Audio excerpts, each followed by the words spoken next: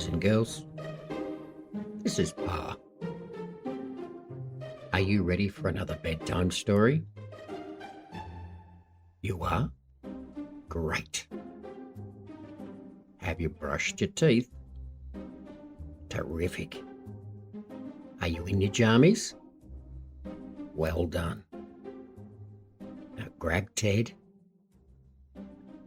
That's it. Hop into bed and snuggle in as we get ready for another bedtime story with Pa.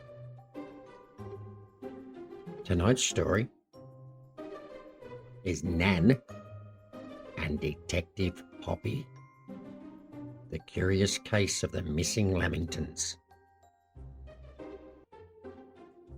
One bright Saturday morning, Nan baked a big tray of delicious chocolate Lamingtons.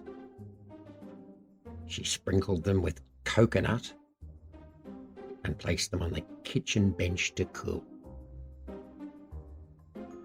"Nobody touch these," Nan said with a smile. "They're for afternoon tea." Little Poppy grinned. She loved a mystery almost as much as she loved Lamingtons. A little while later, Nan came back into the kitchen. "Oh my goodness," she gasped. "Half the Lamingtons have disappeared."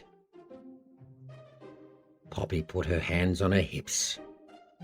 "Well, this looks like a job for Detective Poppy," she said. Nan hurried to her bedroom and returned wearing a long coat, a funny detective hat, and a pair of giant magnifying glasses. "And I'm Detective Nan," she declared. The two detectives grabbed their notebooks and set off around the farm. Their first clue was a trail of tiny chocolate crumbs leading out the back door. Said Poppy. "Let's follow them." The crumbs led to the chicken coop. "Did you eat the Lamingtons?" Nan asked the chickens. "Bark, bark, bark." The chickens clucked loudly. "I think that's a no," whispered Poppy. Next, they found some coconut on the tractor seat. Maybe Uncle Jezza knows something," said Nan. Uncle Jezza looked surprised. "Not me this time. I've been fixing the fence all morning," he laughed. "But I did see someone sneaking around with chocolate on their face." "Who?" asked Poppy eagerly. "I'm not telling," Uncle Jezza teased. "You'll have to solve it yourselves."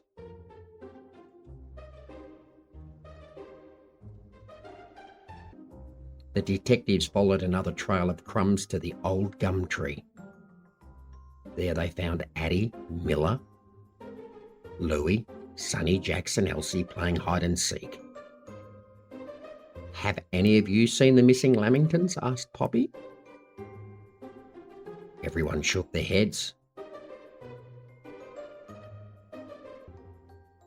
Just then, Louis pointed toward the garden shed.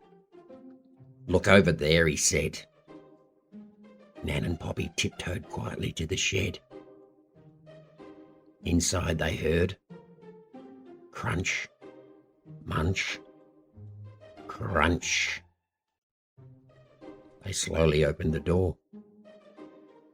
There sat Pa, with chocolate all around his mouth and coconut sprinkled all over his jumper.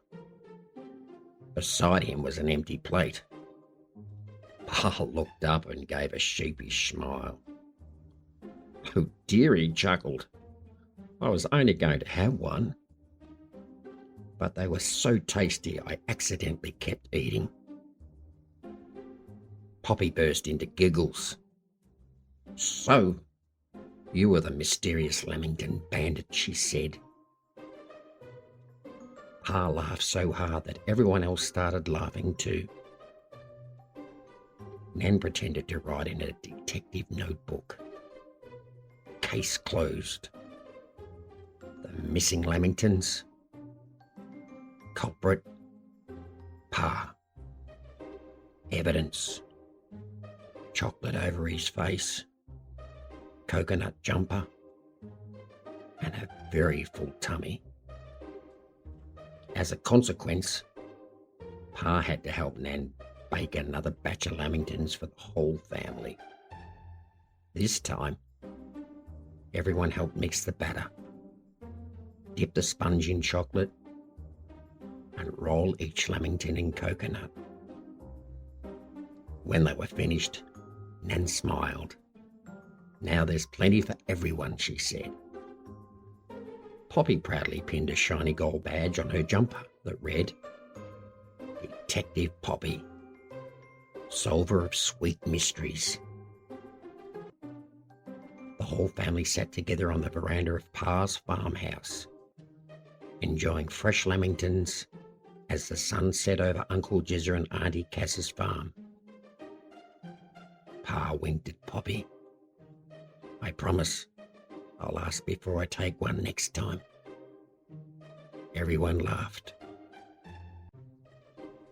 And Detective Poppy and Detective Nan were already wondering what mystery they would solve next time.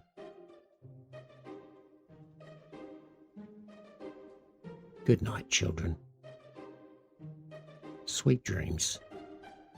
And don't forget, Pa loves you.